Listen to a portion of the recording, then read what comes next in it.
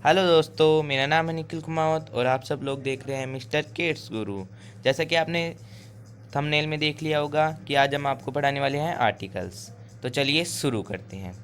Articles को समझाने से पहले कुछ बातें हैं जो आपको समझना ज़रूरी है।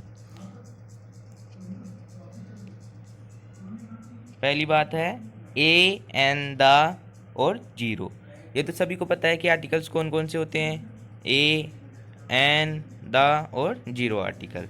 जीरो आर्टिकल मतलब ऐसी कौन कौन सी कंडीशंस है जहाँ ना ए का यूज होगा, ना ही एन का यूज होगा, ना ही द का यूज होगा, यानी कि कोई सा भी आर्टिकल यूज नहीं होगा। पहला पॉइंट क्लियर हो चुका है, तो चलते हैं दूसरे पॉइंट की तरफ। Indefinite articles. इंडेफिनेट आर्टिकल्स कौन कौन से होते हैं? ए एंड एन। इंडिफिनेट यानी अनिश्चित आर्टिकल, इनको अनिश्चित आर्टिकल कहते हैं। सेकंड पॉइंट भी क्लियर हो चुका है, तो चलते हैं थर्ड पॉइंट की तरफ। थर्ड पॉइंट कह रहा है डेफिनेट आर्टिकल। डेफिनेट आर्टिकल कौन सा है? द, यानी कि निश्चित आर्टिकल।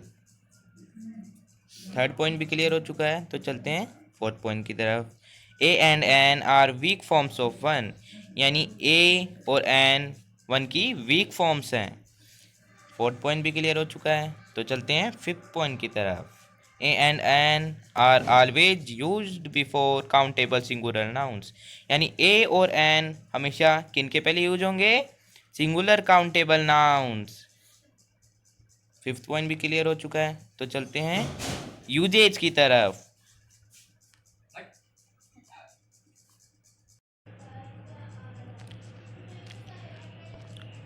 यूज ऑफ ए का यूज है a is used before such words which begin with consonant sound no matter whether their first letter is a vowel और ए कॉन्सोनेंट। यानी ए का यूज कहाँ होगा? ए का यूज उन शब्दों से पहले होगा जो किससे शुरू हो रहे हैं? व्यंजन ध्वनि से शुरू हो रहे हैं। नो मैटर, उससे कोई लेना देना नहीं है कि उसका जो प्रथम अक्षर है वो वोवल और कॉन्सोनेंट हो। यानी कि जैसे बॉय है तो इंग्लिश के अंदर लिखा हुआ है BOY, बॉय। बॉय लिखा हुआ है, तो इसका जो प्रथम अक्षर है यानी फर्स्ट लेटर है वो है B। तो इससे कोई लेना देना नहीं है कि यहाँ पे B है तो यहाँ पे A आएगा। इंग्लिश के अंदर वोवल कौन कौन से होते हैं? AEIOU।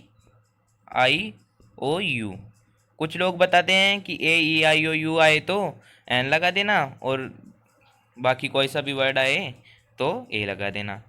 तो ऐसा कुछ नहीं है, उसके उच्चारण को देखना है। जैसे यहाँ पे है बॉय, तो हिंदी वाले उच्चारण को देखना है। तो बॉय को यानी उसका साउंड देखना है। तो बॉय का फर्स्ट लेटर कौन सा है? बो। तो ये कॉन्सोनेंट है या वोवल है? ये है कॉन्सोनेंट, तो यहाँ पे ए आएगा। तो क्या हो गया? A boy. समझ में आ चुका होगा, तो चलते हैं use of an. An is used before such words which begin with vowel sound no matter whether their first letter is a vowel और ए कॉन्सोनेंट। यानी एन का यूज कहाँ होगा? ऐसे शब्दों के पहले होगा जो किससे शुरू हो रहे हैं? स्वर ध्वनि से। उससे कोई लेना देना नहीं है कि उसका जो फर्स्ट लेटर है वो वोवल है या कॉन्सोनेंट है। जैसे है एग, तो उससे कोई मतलब नहीं है कि यहाँ पे ई आ गया तो यहाँ पे एन लगेगा।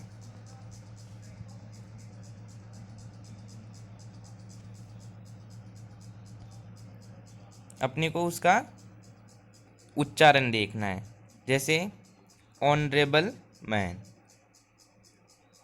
तो उससे कोई मतलब नहीं है कि इसका फर्स्ट लेटर एच है तो यहाँ पे ए लगेगा या एन लगेगा। अपने को उसका उच्चारण देखना है। उच्चारण क्या? प्रथम अक्षर देखना है, यानी कि जो फर्स्ट लेटर देखना है।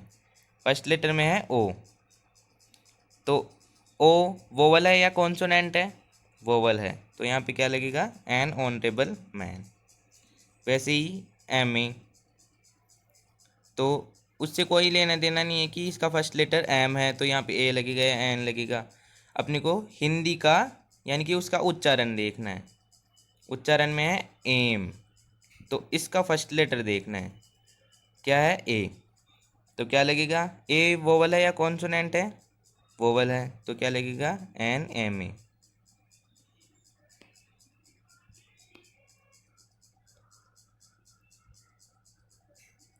समझ में आ चुका होगा? तो मिलते हैं अगली वीडियो में, तब तक के लिए नमस्कार।